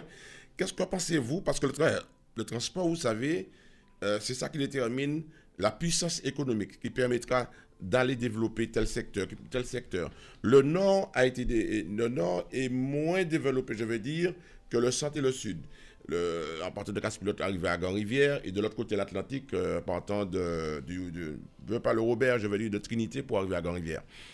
Est-ce qu'il faudrait, comment vous voyez cela, pour pouvoir faire en sorte que ce déséquilibrage puisse se rééquilibrer et faire en sorte que le Nord puisse avoir toute la puissance qu'il devrait avoir dans l'échiquier économique de la Martinique? Alors, vous savez, je me souviens, là aussi, de quelqu'un qui m'avait dit, il y a une trentaine d'années de ça, qui m'avait expliqué, il s'agissait du Premier ministre de Sainte-Lucie de l'époque, Sir John Compton, qui m'avait dit, on ne développe un territoire que quand il y a moyen de communication. D'ailleurs, la première chose que j'ai faite en arrivant à Casse-Pilote, ça a été de travailler sur les routes et j'ai construit, enfin, sous mon égide, il y a eu 4 ponts de construits et il y a le 5e qui va être fait. On m'a même appelé Monsieur Pont. Mais figurez-vous que grâce à ces ponts, on circule dans la commune. On circule. Les marins-pêcheurs qui se trouvaient d'un côté de la berge, dès qu'il y avait de la pluie, et qui voyaient de l'autre côté leur canot, Claude Lise m'a aidé. C'est Claude Lise qui m'a soutenu, qui m'a permis de faire ce pont. C'est le pont de Claude Lise. Il y a un endroit qui s'appelle Citronnelle, où dès qu'il y avait un incendie, les camions de pompiers devaient descendre jusqu'à Chelcher pour remonter par la démarche, pour aller éteindre des incendies, ou des ambulances, parce qu'ils ne pouvaient pas passer, le pont qui était là n'était pas utilisable. C'est Alfred Marie-Jeanne qui m'a aidé et qui l'a financé. Il y a un pont qui se trouve mené vers les services techniques de la mairie que j'ai fait faire. Ça a été un pont qui m'a été aidé par monsieur Serge Lachimi quand il était président de région. Il y a un pont qui amène de l'autre côté qui s'appelle l'autre bord. Ce pont, c'est grâce à Sarkozy que j'ai pu le faire. C'est lui qui m'a aidé et m'a permis d'avoir l'argent. Et le dernier pont sur lequel je travaille, j'espère bien que l'Europe va compléter les sommes que l'État a mis pour nous aider à le construire. C'est les communications. Et il m'avait dit que ce soit communication route ou communication téléphone ou autre, ou radio. Internet, etc. Voilà. Donc il y a l'Internet, il y a tout ça qui se fait. Tout ça, c'est du transport. C'est du transport de voies comme c'est du transport d'hommes. Alors oui, c'est capital. Et le Nord, je vais vous dire, demain je suis à la CTM, je vois avec les transporteurs routiers, les camionneurs, pour que soit créé un transport maritime, mais pour qu'ils soient propriétaires, eux, du bateau, de la barge dans laquelle leur camion pourrait monter, les déposer à Fort-de-France. À ce moment-là, ils auraient moins de dépenses d'usure de pneus, moins de gasoil, ils ne passent pas sur la route qu'il faut chaque fois réparer, ils ne bloquent pas la ville de Saint-Pierre qui a besoin de respirer, et en même temps, ils sont propriétaires de ce bateau, barges, ouais. Ils sont actionnaires, puis à la fin de l'année, ils se partagent le bénéfice du transport. Eh bien ça, c'est la chose que je mets en route tout de suite. Le Sud est éloigné. Il y a un travail qui a été fait pour que le TCSP aille jusque plus loin vers Sainte-Anne, si on veut, ou quoi. Il faut le faire. Si ça avait été moi, eh bien, je vais pas. Si je suis là demain, je ne le ferai pas, parce qu'il ne faut pas remettre en cause ce qui est fait, mais je n'aurais pas fait un transport par navette routière comme ça. J'aurais mis, tout le long de la chaussée, j'aurais mis un... Comment ça s'appelle comme il y a à Paris-Orly, à Orly-Val, là. Oui, Vous dans voyez ce que je veux dire. Sur Graille, non? Au-dessus. Au-dessus. Au-dessus de la chaussée, ce qui fait que ça irait beaucoup plus vite parce qu'on n'a pas exproprié des gens et quoi. Et surtout, on peut passer dans les zones. À ce moment-là, ça passerait à l'intérieur des zones de la Lézarde, de Place d'Armes, pas de Place d'Armes, des Mangues et autres, et avec des arrêts. Les gens pourraient descendre et faire leurs achats. Bon, on a fait le TCSP, eh bien, continuons avec le TCSP. Il y a un projet de téléphérique pour aller vers Schellcher et autres. Il faut le réaliser le plus vite possible. Puis il faut aussi pouvoir aller vers le Robert, vers toute cette côte atlantique, peut-être en agrandissant, en élargissant cette autoroute. Bon, vous avez de la brasserie Lorraine. Il y a tout rattrapé de l'autre côté, près de l'aéroport. Le propriétaire du foncier, je ne vais pas donner son nom ici, avait déjà donné son accord pour qu'on puisse prendre la voie pour faire l'autoroute passer par là. Ben oui, il faut le faire. Et puis, on parle depuis des années d'une transversale pour aller de la côte atlantique à la côte Caraïbe. Pourquoi pas? Mais là, on en a pour 10 ou 15 ans, parce qu'il faudra exproprier des gens, il faut faire des études. Ça, c'est beaucoup plus long. On ne peut pas attendre. Alors, oui, il y a des endroits où il y a des choses qu'on peut faire vite. Il y en a où on peut prendre plus de temps. Vous savez, le Nord Caraïbe a effectivement besoin d'être développé. Il y a des endroits où il y a des ronds-points. Il faudrait peut-être passer par-dessus ces ronds-points-là et construire pour passer par-dessus, pour circuler, pas être bloqué, et permettre à un épanouissement équilibré de l'ensemble du territoire. Oui, le Nord Caraïbe souffre parce que les moyens de transport ne sont pas forcément aussi faciles à mettre en œuvre, mais il faudrait y penser. Le Nord Caraïbe comme le Nord Atlantique. Hein, ah oui, mais je parlais du Nord Atlantique quand je vous ai parlé d'aller vers le Robert et tout. On arrive à la santé. Nous arrivons à la santé, puisque madame a parlé de vaccination, je vais parler de la santé. Hein. Nous avons vu qu'il y a un hôpital qui a été tant décrié, et vous savez que le Nord encore souffre au niveau de la santé, puisque trouver un médecin au Nord, c'est encore beaucoup plus difficile que de trouver un au centre ou au Sud. L'hôpital de Trinité qui devait être construit n'a pas été, je ne sais pas qu'est-ce qui s'est passé, enfin un candidat qui a expliqué avant vous les raisons, les tenants et les aboutissants. Nous avons été doublés, paraît-il, par les Guadeloupéens. Alors comment voyez-vous cela? Qu'est-ce qu'il faudrait faire pour faire en sorte que nos Martiniquais soient mieux soignés, que l'hôpital de Trinité arrive le plus tôt que possible pour permettre aux gens du Nord d'être au Nord, de rester au Nord et de faire en sorte que le Nord fructifie, que les gens soient soignés de manière convenable au Nord. Alors, vous savez, et c'est toute la Martinique aussi. Mais bien sûr. Il ne faut pas forcément jeter tout ce qui existait. Nous avions des dispensaires dans les communes. Nous avions des dispensaires. Et à l'époque, on allait se faire soigner aux dispensaires. Donc moi, je crois déjà que dans les communes, on devrait pouvoir avoir des centres de secours. Comme par exemple, vous allez aujourd'hui à la clinique Saint-Paul, vous avez un endroit où on vous reçoit jusqu'à 10h, 11h du soir. Si vous avez besoin de vous faire vous êtes coupé, blessé au doigt, vous avez un bras cassé, au lieu d'aller jusqu'à la MENA en hôpital. Et à Casse-Pilote, nous avons un projet de ce genre parce que nous avons un promoteur qui est en train de construire un projet pour que puisse s'installer un laboratoire qui achète médecins, kinés et tout. Et la commune a l'intention d'acheter une surface pour mettre en place ce genre d'action. Et ça peut être fait dans beaucoup de communes.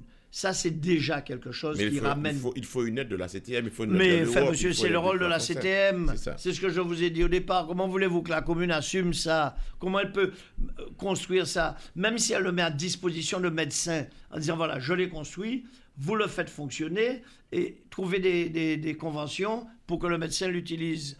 Mais à partir du moment où il a un outil, le médecin va venir. Mais s'il n'y a pas d'endroit où s'installer, il ne peut pas venir. C'est déjà une des façons d'appeler. Et puis, aider les communes à développer chez elles des projets d'activité artisanale ou autres, des zones qui permettent à des gens de dire je vais aller habiter par là parce que je suis à 10 minutes de l'endroit où je vais me faire couper les cheveux, 5 minutes de là où je vais acheter dans une surface un peu plus grande, puis, ou bien faire en sorte que les marchés soient plus vivants pour les petits agriculteurs, incitant les gens à venir habiter, parce que les gens aujourd'hui veulent habiter dans des endroits proches de chez eux pour pouvoir avoir les facilités dont ils ont besoin. Monsieur mon plaisir, nous sommes un peu pris par le temps. À cela. C'est dommage. Nous arrivons à la santé, nous en avons parlé, vous voyez. L'hôpital, il faudrait le rendre sur mais bien sûr, je ne suis pas entré dans le débat de l'hôpital. Ça va se faire. C'est en route, ça. Il y a ce qui est très important, c'est l'eau. Vous savez que l'eau, nous avons... On va s'arrêter tout de suite. L'eau, il faut tout de suite, relancer la construction de tout le réseau d'eau de la Martinique, même si on le programme sur 5 ans. Et il faut mettre l'argent. Il ne faut pas avoir peur. Il faut mettre l'argent. Parce que les gens ont besoin de boire. Alors, quant à savoir, je te tiens, tu me tiens par la barbichette, c'est moi qui vais mettre l'argent, c'est pas moi, c'est toi et tout. C'est le rôle de la CTM de dire, écoutez, ça suffit, foutez-moi la paix, voilà l'argent, travaillons et mettons de l'eau à tout le monde. Et ça, je le fais. Tout de suite. Eh bien, tout de suite. Il y a quelque chose qui m'a attiré mon attention, excusez-moi. Excusez-moi si je parle fort. Non, mais c'est la vie, hein, c'est ça, la vie politique. Le cyclotron à la Martinique, ça va se faire très bientôt. Est-ce que vous savez à quel point ça en est? Parce qu'on devait avoir le cyclotron sur tout le bassin caraïbéen, avec la Guadeloupe, Trinidad, Saint-Martin, etc. Ensuite, la Guadeloupe nous a devancé. Le plan qu'on avait à Bracadabra, si l'on peut dire. Et maintenant, je pense qu'on doit avoir notre cyclotron. Est-ce que c'est presque fait, ce sera fait très bientôt, ou bien à quel point ça en est? Ce que je sais, je crois savoir que c'est quelque chose qui est vraiment très avancé. Quant à dans la vie, il y a un moment où il faut arrêter de voir... Voilà, ça s'est passé comme ça. Ça n'a pas fait ci, celui-là n'a pas fait ça. C'est à cause de ci, c'est à cause de ça. L'eau, par exemple. Non, on arrête parce que les choses sont ce qu'elles sont et on va en avant. Voilà. Si on ne fait pas ça, on ne fait rien parce qu'on dépense toute son énergie à faire du blablabla et puis à chauffer celui-là contre celui-là. Non, on oublie ce qui est passé. Ce qui est fait est fait. Ce qui est fait est fait. Si j'étais né femme, je serais une femme. Je suis né garçon, je suis un garçon. Et c'est terminé. On ne peut pas revenir. Il y a un appel, on prend l'appel rapidement, oui, puisqu'on est pris par le temps. Votre correspondant n'est pas joignable actuellement. Je n'ai pas entendu la question. Oui, bonjour. Bienvenue sur Sam Radio Solutions Emploi Martinique. On écoute votre question. Oui, bonjour madame. Voilà, donc Rodrigue, pour monsieur Monplaisir, j'ai une question à lui poser, savoir est-ce qu'il vient pour régler des comptes? Parce que il y a son frère qui se présente et lui il se présente aussi. Est-ce que c'est pour pouvoir régler des comptes qu'il se présente? Écoutez, bonjour monsieur. Quel compte aurais-je à régler avec qui? Je n'ai pas de compte à régler avec personne. Mon frère est mon frère. Nous avons grandi ensemble. Nous sommes des frères. On ne se bat pas avec son frère. Si on se bat avec son frère alors qu'on est en train de dire qu'on n'aime pas les combats, c'est qu'on n'a pas de sens. Par contre, permettez-moi de vous dire que vous avez des frères et sœurs, j'en suis sûr. Et vous êtes vous. Vous n'êtes pas votre frère, vous n'êtes pas votre sœur. Vous avez vos propres idées. vous avez le droit de les défendre. Mon frère a le droit de défendre ses idées. Je suis très heureux qu'il puisse les défendre. Mais je suis très heureux de défendre les miennes. Ça n'a rien à voir. Pourquoi parler de combat? Qui vous a parlé de combat? Il n'y a pas de combat. Mon frère défend ses idées. Ce sont les dires des gens, parce que monsieur, vous savez, on est en Martinique. Attendez, par contre, non, je souhaite répondre. Non, par si contre, vous permettez. Rodrigue, oui, non, je vais vous laisser répondre. Par contre, Rodrigue, il faut vous éloigner en fait du transistor parce que du coup, ça fait un larcène et on n'arrive pas à vous en. Oui, excusez-moi, oui. Voilà, alors là, je vais vous répondre, monsieur. Vous avez dit quelque chose. On est en Martinique et vous savez que il y a beaucoup de choses qui se racontent. Mais bien sûr. Donc, vous avez posé des questions. Moi, ce que je ne comprends pas, c'est que pour quelle raison il y a autant de candidats qui souhaitent se présenter, pour Rodrigue, vous savez. Alors que quand on regarde tout ce qui se passe ici en Martinique, il y a des combats qui sont menés et on ne voit pas les politiciens.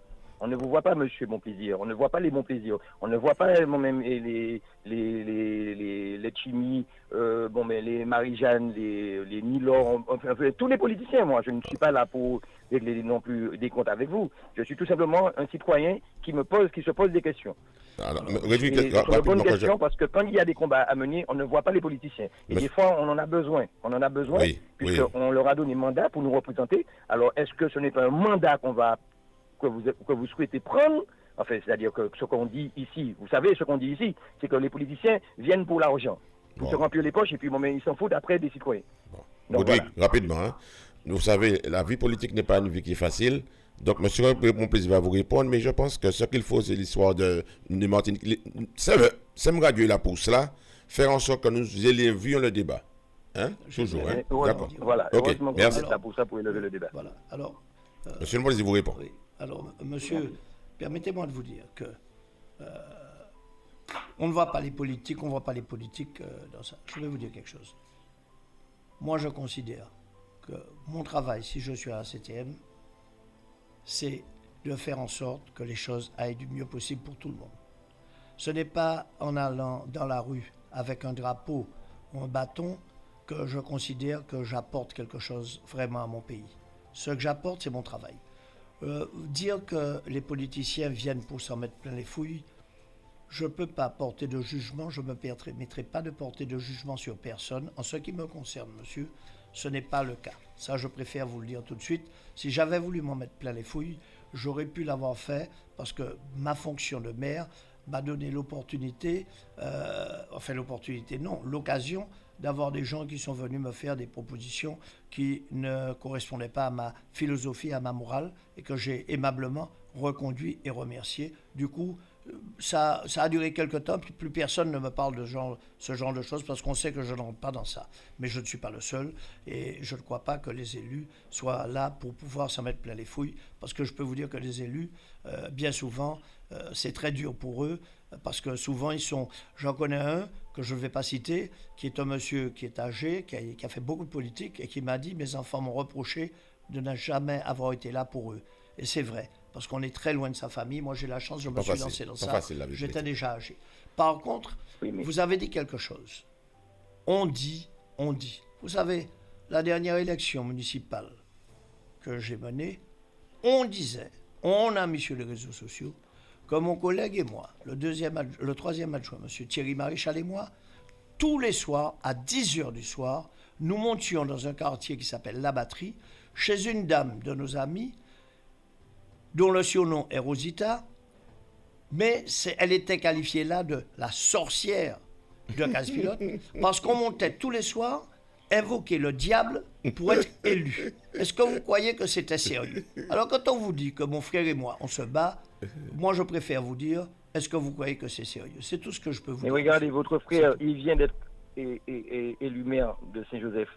Il veut déjà quitter son mandat de maire pour aller à la CTM. Est-ce sérieux? Monsieur... Les gens qui lui ont donné mon même mandat. C'était au frère qu'il fallait poser la question. Que les politiciens sont là uniquement que pour penser à leur budget, c'est tout. Bon, ça va me rapporter autant, j'aurai tant de salaire, et puis voilà. Et puis pour le reste de la population, vous venez de dire quelque chose que je vais relever. Vous avez dit que si vous êtes élu à la CTM, donc vous allez travailler pour. Mais on n'en fait qu'entendre que ça. À chaque élection. excusez-moi de vous dire Non, ça on va comme pas ça. entrer dans ça. Mais je on comprends entend ce les- que vous les- dites. les Monsieur, gens qui se présentent. je comprends ce que vous dites. Dire, Et je vais me permettre voilà, de vous faire une je viens que pour suggestion, travailler monsieur. pour le peuple, pour faire le peuple. Et quand ces gens-là sont en place, eh ben on ne les voit pas. Eh ben, On monsieur, ne les voit pas. Ce n'est pas une question de drapeau, monsieur. Non. Ce n'est pas une question de drapeau, c'est une question tout simplement. Eh ben, soit on est martiniquais, soit on travaille pour la Martinique, on travaille pour son peuple. eh ben, Et quand monsieur- on voit qu'un peuple est en souffrance, eh ben, vous avez un devoir en tant que maire, en tant que président de la CTM, eh ben, à venir et représenter le peuple. Merci monsieur, beaucoup. pas- Rodrigue. non, Merci beaucoup, Rodrigue. Rodrigue, ne pas arrêter trop longtemps. Oui, non, mais je Il est vais déjà dire 13h, je juste dois un aller mot, avec la culture. Alors, juste un mot pour dire, je comprends ce monsieur. Maintenant, je lui suggère, s'il n'est pas satisfait et qu'il ne trouve personne parmi ces différents candidats à pouvoir représenter ce qu'il souhaite, qu'il ne vote pas ou qu'il vote blanc. C'est tout. S'il pense que tous les politiciens sont des malpropres et des voleurs, maintenant, moi, je sais que chacun fait ce qu'il veut. Moi, je me connais, je sais comment je travaille, et ceux qui me connaissent diront ce qu'ils pensent de moi. Mais c'est tout, je vous le dis respectueusement, monsieur. allez, Rodrigue, merci. On te remercie parce qu'on est pris par le temps. D'accord, Mille mais merci. c'est- Allez, c'est- allez, c'est ciao. un truc que j'ai déjà entendu. Merci. Allez, merci. Allez. Moi, c'est mon plaisir. Nous allons arriver à la culture parce qu'on est pris par le temps. Il est 13h, on doit finir à 13h. Oui. Vous savez, quand on est en politique, les gens, c'est comme cela. Notre culture martiniquaise. La culture martiniquaise a connu ses heures de gloire. Je veux dire, à un moment donné, quand ses heures s'est investi à fond et il avait compris, comme De Gaulle l'avait compris aussi pour la France, hein, De Gaulle avait dit la première chose doit être la culture. Et Césaire avait compris, nous a permis de reprendre confiance en nous-mêmes. Il a permis de développer le ballet, toute la culture du martiniquaise, le théâtre, le tambour, reprendre, donner force, puissance au tambour. Donc aujourd'hui, la musique martiniquaise, notre begin, aujourd'hui nous voyons qu'avec la crise, notre culture est en souffrance. Elle était déjà en souffrance bien avant, mais elle est encore plus en souffrance. Que feriez-vous pour pouvoir relancer notre culture martiniquaise, c'est-à-dire la musique, la danse, le théâtre, etc., pour faire en sorte que les Martiniquais soient fiers de leur culture et que les Martiniquais puissent pouvoir laisser de leur empreinte, tous les grands artistes laisser de leur empreinte, et qu'il y ait un conservatoire, je me dis par exemple, à quand cela? Que pensez-vous de cela? Comment voyez-vous cela? Ben d'abord, le conservatoire, c'est quelque chose auquel je suis intéressé, puisque j'y pense pour la commune de Casse-Pilote. J'ai d'ailleurs eu des discussions avec une dame à ce sujet. Mon épouse a fait le conservatoire du piano en Belgique, où elle a grandi, puisqu'elle est belge. Donc le conservatoire, ça m'intéresse. Ça, c'est une première chose. Mais je vais vous dire, hein, en deux mots, si la collectivité organise des concours de begin, concours de mazurka, concours de zouk, concours de tambour, des concours avec des prix appropriés, pas forcément de l'argent, mais peut-être le moyen pour l'artiste de mettre son œuvre sur disque, des choses. Il y a des idées à avoir. Je ne suis pas forcément la science, spécialiste, pour voilà. des idées. Oui. Mais moi, c'est les concours. Parce que c'est par le concours que les gens font travailler leur imagination pour être à la hauteur. Et c'est pas un concours comme ça, une fois tous les 38. Il y a 12 mois dans l'année. Il n'y a qu'à faire un concours tous les mois, mettre une somme tous les mois, ça fait sur le budget de temps pour un budget dans l'année, et que ce soit tous les ans pareil. Que le concours de tel truc arrive au mois de janvier, que le concours de tel autre de tableau, de peinture arrive, un tableau, on propose des thèmes. Une année, c'est la nature, une année, c'est des personnages, une autre année, c'est la mer. Il y a des thèmes. Pour le concours, le concours de peinture, les gens viennent avec leur peinture, et je vous certifie qu'à partir du moment où c'est un concours où il y a un prix à gagner, ça veut dire qu'on organise les choses. Et c'est le rôle de la CTM de mettre sa structure en place pour ça. Avec un conservatoire qui regrouperait tout cela, bien pour la formation. Faire en sorte que celui qui veut jouer au saxophone, même s'il est de Grand River, qu'il aille apprendre à jouer au saxophone. Mais bien sûr. Mais celui qui veut jouer à la guitare, qu'il en prenne et qu'ils aillent là. C'est voilà. ça. Et vous faites un concours, par exemple, comme vous dites, d'instruments. Une fois par an, il y a un concours d'instruments. Alors, pendant 3 jours, il y a des concours. Un concours du saxo, un concours de la guitare, un concours du piano, mais qu'il y ait un concours. Et je peux vous dire que c'est ça qui va faire que les gens vont s'intéresser à apprendre ou à faire des projets artistiques. Et préservation des œuvres. Il faut soutenir notre patrimoine. Il faut que la collectivité accompagne celles et ceux qui veulent remettre en œuvre leur patrimoine, les communes. Nous avons de magnifiques églises. Il faut qu'on mette ce qu'il faut pour que les églises, chaque commune, soit fière de faire visiter son église. Monsieur Monplaisir. J'ai essayé de répondre, excusez-moi. Ah, mais vous avez bien répondu, à mon avis. Je ne sais pas, la professeure Martiniquaise vous a entendu. Voilà. Et vous êtes un homme de cœur, vous avez répondu à votre cœur. Et je pense que la population martiniquaise sera satisfaite de ce passage et de ce petit moment que nous avons passé à SEM Radio, Solution Emploi Martinique. Vous savez, SEM Radio, c'est une idée.